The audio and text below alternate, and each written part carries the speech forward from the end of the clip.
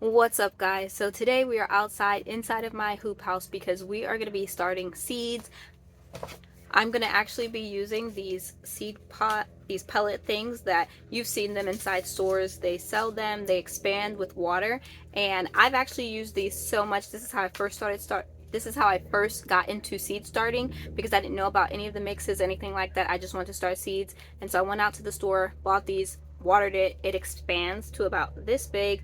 You just start seeds in it. You do have to keep it watered. You can plant it out just like this because the roots will grow through it, but if you're trying to like let it compost, it does stay inside your soil, and so you would have to find it next year. Usually when I've planted them just like this, the next year, the next season, when I'm cleaning out my beds or if I'm pulling out the plant, it usually still attached. It's kind of like plasticky, so I wouldn't suggest thinking that it's going to deteriorate and compost down, because it won't.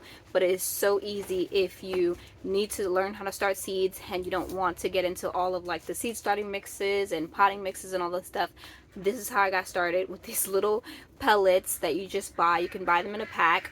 I found a bunch of these, so I think we counted, I had about 93 of them from who knows when, but I decided that I was going to go ahead and use them, and so I have them all separated out. Today I'm going to be starting brassicas, so it's going to be broccoli, cabbage, cauliflower, kale, collards, as well as Brussels sprouts. So Hava is actually just writing down all of the names, and I have them actually just separated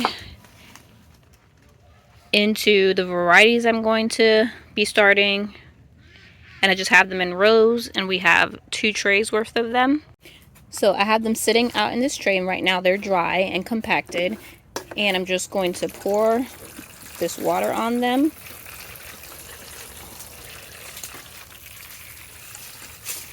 And let them sit and rehydrate, and they'll puff up. This took about 10 minutes to rehydrate.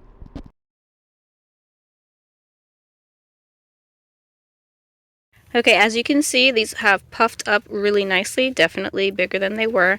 So now we're going to work on like opening them, because some of them are still pretty closed, and it's really simple just to break this opening so when you plant the seeds, they have a good room. This was just super satisfying to open these mesh bags. They were super easy to open and rip, and so it was very, very satisfying to do. It wasn't hard at all.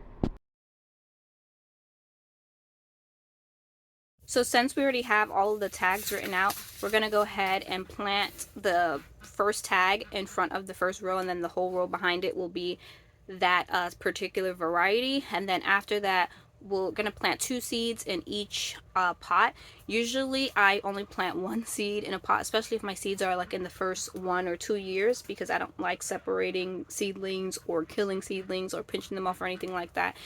It always kills me, and so I usually only plant 1 seed, and then if it doesn't germinate, try again. But for this particular seeds, and the reasoning, because we are going into spring, and here in South Carolina we get super hot super fast, and so I want to be able to make sure that I have at least 1 seedling each container. I don't want to have to wait and see if they're going to germinate to restart seeds, and so I am this one time going ahead and putting 2 seeds in each container, but usually I just do 1. Another containers that I usually use are these containers. That's if you want to buy a seed and starting mix, and I put them inside of these Dollar Tree cups or whatever, poke holes at the bottom, and that is another simple way to start seeds. Of course, buying the pellets is going to be a more expensive thing, because the mix is already pre-packaged for you, and so it is going to be more expensive than if you were buying your soil and then putting them into like small containers, and then that way.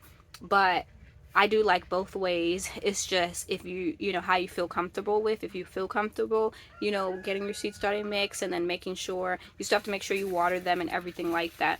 It just depends on what seed you're starting as well. Where like something like a tomato that grows super fast, I wouldn't recommend starting it in here, or a zucchini or a cucumber or something like that, because they grow super fast. You would have to be transplanting it so quickly.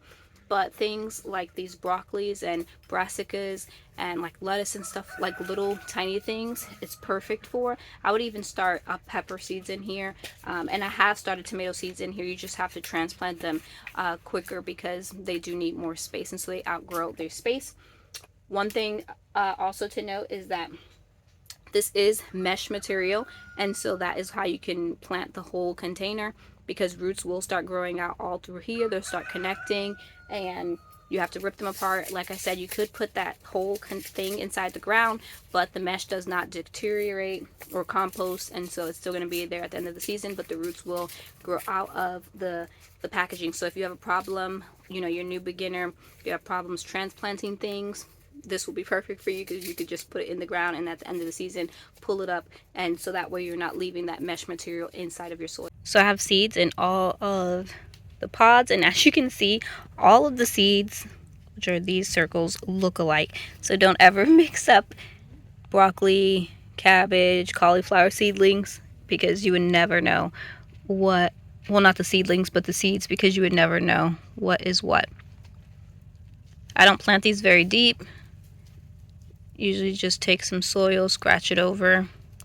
Sometimes I do try to separate the seeds on different sides of the seed starting tray or material, so that way if they both grow and they're looking really good, sometimes I do try and separate them if I feel like they can safely separate, but it's not a big deal. And this one I actually dropped 3 seeds and I left it because it's not a big deal. These seeds are super tiny. I do love planting seeds, but not when they are super tiny like this, because it's tedious.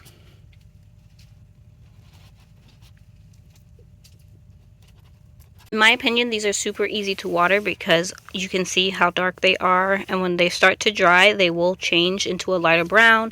And then especially having them inside some kind of container where you can just pour water into it easily, even if that's an aluminum pan. I've done that before in the past.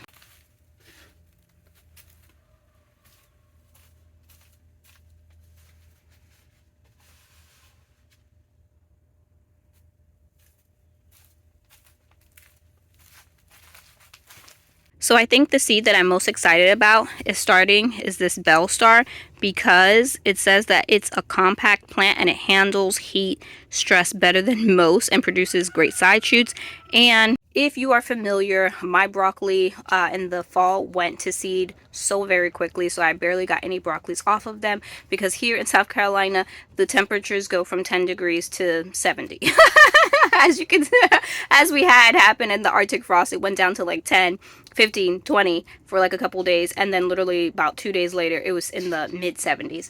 And so I wanted to really try these. These were the only seeds that I did not put 2 inside each seed container, and this said it came with 25 seeds, and I did want to start all 25 of them, but I wanted to start them individually, so that way it gives me, I don't have to like worry about ripping them apart or anything like that. And so, but I didn't have any more seed starting material as far as soil or even of those pellets, but I do want to start the rest of these, because I think if out of all of, you know, my seeds, broccoli seeds, I'm putting all my hope in this one. So I definitely want to maybe get some more seeds of this going forward, because this is the only packet that I have of this one. I also wanted to say, I forgot, I wanted to say at the beginning of the video, but if you're here now, then you get a surprise.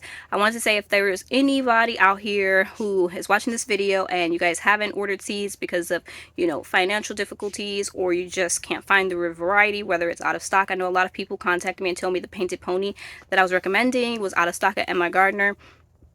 I have a whole pound of those seeds. I do not need that. If you guys need any seeds at all, you know, I don't know every seed out there that you would ever want or need, but you can definitely shoot me an email and ask me if I have the variety or that type of seed. And if I do, I will definitely be willing to share my seeds with you guys.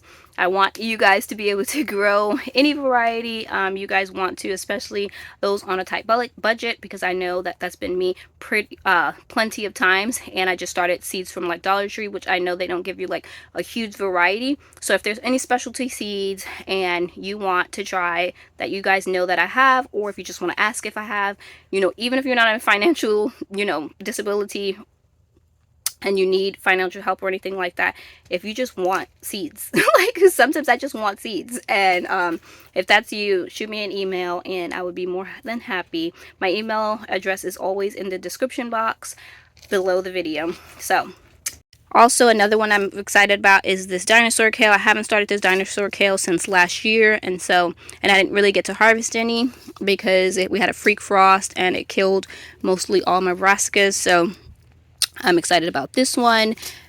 I'm just doing regular snowball cauliflower again.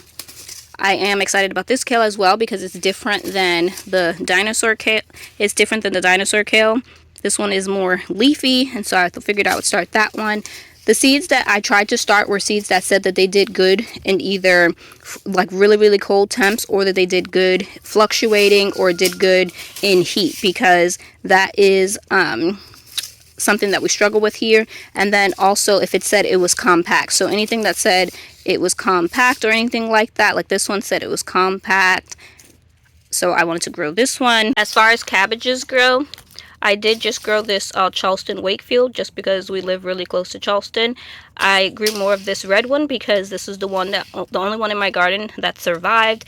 This one and the Savoy. I didn't plant more of the Savoy because I still have that one. And I did saying on one of my videos about how the Savoy must like really be able to handle cold temperatures because it went down to 10 degrees, and that one still looks pretty good, like really good and healthy, as well as the red one. And on the back it did say that it could handle really cold temperatures better than most cabbages. So there you go, for anybody who's growing in super cold conditions. The Savoy cabbage survived our Arctic 10 degrees frost. Some new cabbages that I started was this Danish ball head. It just looked really nice, and I wanted to start this one. It also said that it grows best in mild temperatures, and so I figured that since we are pretty mild, that it could, you know, it would be really good.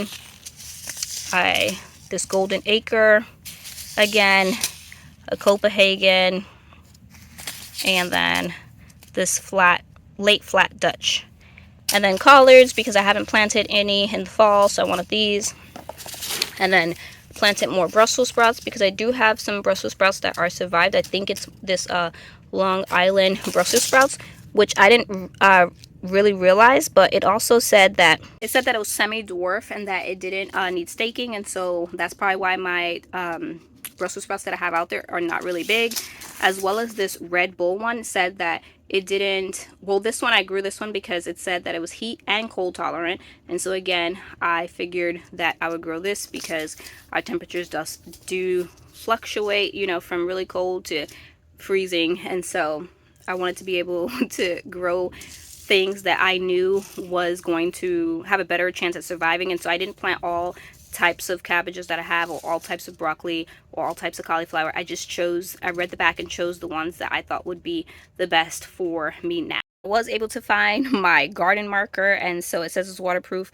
Hopefully it doesn't wash away. That's what I had a problem with last year, is starting my seeds with permanent marker and then a lot of them washed away, and so I was like, nameless tomatoes, nameless peppers, until they started producing. And then even some of the tomatoes I didn't know what they were, so I did find my garden marker, and we just sat the varieties right here, and hopefully none of the cats come in here and mess this up, because as you can see we only have one tag for each variety, and so everything behind it is going to be the same thing. But if a cat comes in here and scratches or does anything, then we won't be able to know which is which is completely fine. I would just plant them, you know, one in each square foot like the rest of them, and then just see what they are afterwards. But I would prefer to know the varieties in case one does better than the other one. I would want to know, especially with cabbages, when they all start to blend in and look alike, unless it's obviously different.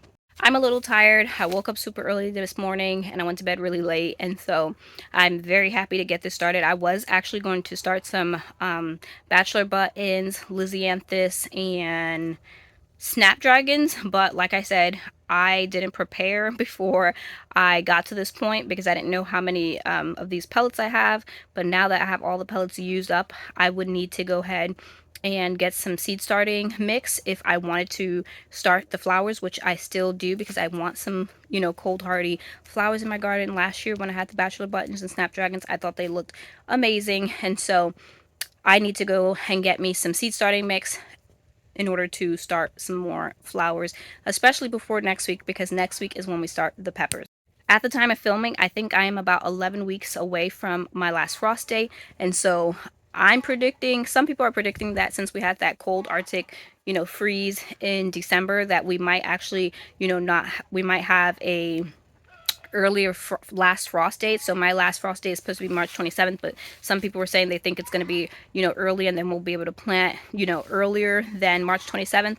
But I'm going to play it cool, and because last year I did start, I think, my peppers 12 weeks before my last frost date, and it was fine. My peppers weren't super big before I planted them out, but I'm giving myself grace because I was working on lots of house projects inside the house.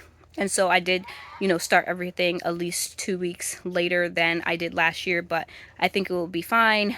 And I am going to start my tomatoes a little later than I did last year because those grew super fast. And I want to be able to give myself room in order to, if I'm late up potting them, to have, you know, that grace to leave them in the smaller pots longer before I have to up pot them, especially because baseball season for my son is starting tomorrow. So so definitely gonna start getting busy around here. So I just want to make sure that I have a plan beforehand, because last year that kind of took me by surprise. I hope this little mini seed starting with me was helpful for somebody. I know when you're first beginning to start seeds, it can be super complicated and you don't know what to do. But I hope that, you know, whether it is starting in little, you know, bathroom cups or, you know, aluminum foil pans or whatever it is, that you give yourself grace to start seeds however you could get them, whether that is recycling the red solo cups or whatever. It doesn't have to be hard. The most thing that I would say that people struggle with is overwatering or underwatering. And to that, I would say, put your finger down into the soil up to about there. And if it is dry, then water it.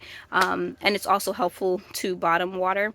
And just to be able to see the soil changing colors, that's a sign of needing water. But if your plants are like super dripping wet and stuff like that, that's a sign of overwatering.